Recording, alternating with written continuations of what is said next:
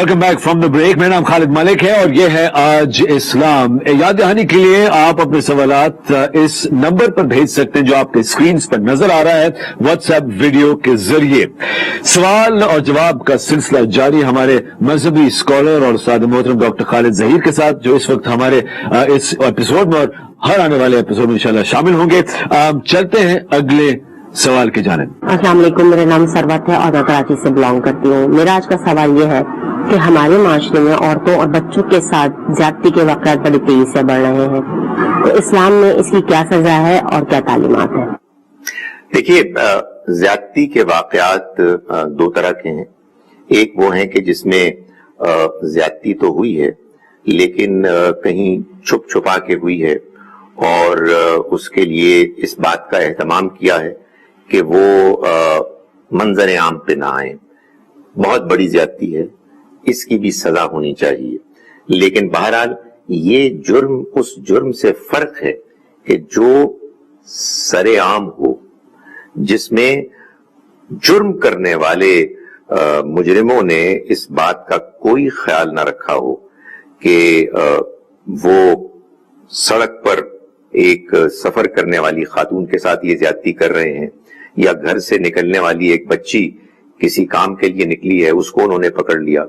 वो जुर्म के जिसके बारे में कुरान मजीद ने ये कहा कि ये जमीन में फसाद है, यानी जिसके करने के नतीजे में आम मुआशरे में रहने वाला फर्द खौफ की हालत में मुब्तला हो जाता है।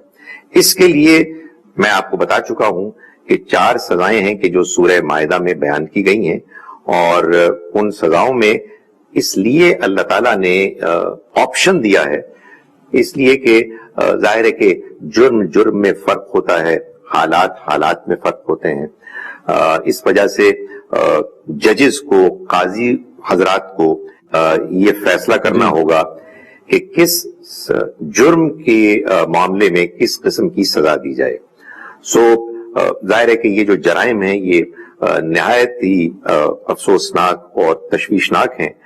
हमें ये भी सोचना चाहिए कि सिर्फ सजाओं से काम नहीं बनेगा, खवातीन और बच्चों का एहतराम और दूसरे अफराद का एहतराम, ये हमारे मुआशरे में, अफराद में, नौजवानों में खास तौर पर ऐसे हमें तालीम और तरबियत के जरिए से शामिल करना होगा, दाखिल करना होगा कि जिसके बाद इस तरह की सोच ही पैदा ना हो कि हम किसी दूसरे को, चाहे वो कोई भी हो, मैली आंख से देखें। शुक्रिया डॉक्टर खालिद ज़हीर। चलते हैं हम अपने अगले सवाल की तरफ। जी, में शादी के अमल को मुश्किल बना दिया गया है, क्या इस वजह से जिन्ना की शरह हमारे माशरे में बढ़ गई है? लोगों के दिल से खौफ खुदा खत्म हो गया है, प्लीज इसका जवाब दीजिए। शुक्रिया। देखिए, हमारे यहाँ जो जिना के वाकयात में इजाफा हुआ है, इसके बहुत से अवामिल हैं, बहुत से फैक्टर्स हैं। उनमें से एक फैक्टर, एक आमिल ये भी है कि बहुत से नौजवान लड़कों और लड़कियों की शादियां अब बहुत देर में होती हैं। जाहिर है कि ऐसा नहीं होना चाहिए।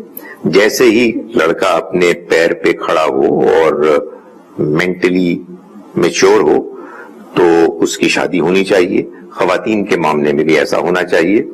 मगर मैं आपसे गुजारिश करूं कि ये जिना का जो एक हमारे यहाँ बहुत ज्यादा इजाफा हो रहा है उसकी इंसिडेंस में, इसमें सिर्फ लोगों की शादियां न होना ही कोई एक वाहिद फैक्टर नहीं है। बहुत से शादीशुदा लोग अनफॉर्चुनेटली जिना में मुलव्वस होते हैं, इसलिए हमें इसके बारे में फिक्रमंद होना होगा। देखिए, ये जो इंसान के अंदर मुजरिमाना रुझान पैदा होता है, इसके कुछ फैक्टर्स होते हैं। इसके लिए मुआशरे में कुछ तहरीक, कुछ इन्विटेशन होती है जो आपको नजर आती है। मर्द और औरत मुआशरे में जाहिर है कि मिलेंगे, उनकी इंटरेक्शन होगी, काम काज करेंगे, कारोबार होगा, स्कूल कॉलेज में जाएंगे। ये सब बड़ी फितरी नेचुरल चीज है, अल्लाह के दीन ने इससे नहीं रोका है।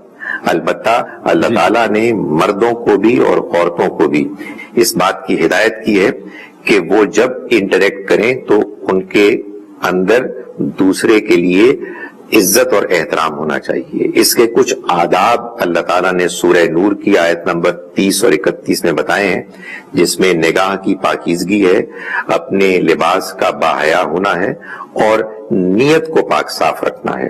اس کے ساتھ ساتھ خالد صاحب یہ بھی ایک حقیقت ہے کہ ہمارے معاشرے میں جس طرح سے میڈیا میں، چاہے وہ ٹیلی ویژن میں ڈرامے ہوں، چاہے وہ اشتہارات ہوں، چاہے وہ فلمیں ہوں، چاہے یہ ہمارا سوشل میڈیا ہو، اس میں اس طرح کے مناظر اب اتنے عام دکھائے جاتے ہیں کہ لوگ اس کو دیکھنے کے بعد ممکن نہیں ہے کہ اپنے آپ کو اپنے خیالات میں پاک صاف رکھ سکیں، اور ایک بڑی تعداد میں لوگوں کے اندر وہ بھوک پیاس پیدا ہوتی ہے کہ جس کو جب وہ جائز طریقے سے پورا نہیں کر پاتے تو پھر وہ ناجائز امکانات ایوینیوز کی طرف جاتے ہیں.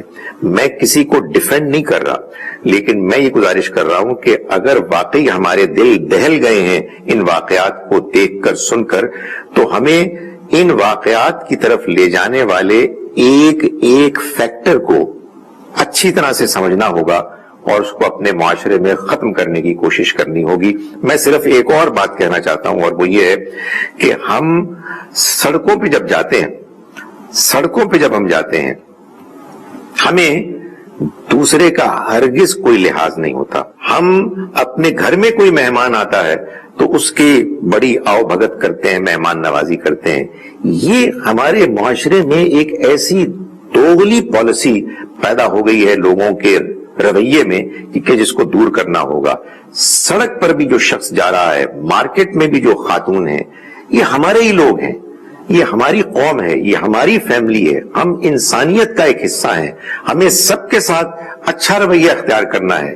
یہ بات کہ جو لوگ اب بہت زیادہ کرتے ہوئے نظر آتے ہیں کہ وہ اتنے خود غرض اور سیلفش ہو چکے ہیں کہ ان کو اپنی ذاتی ضرورت کو پورا کرنے کے علاوہ کسی کے ساتھ کوئی دلچسپی نہیں.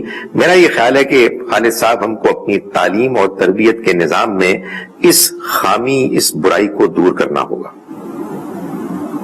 ڈاکٹر خالد زئی بابا شکریہ. چلتے ہیں بریک کی طرف.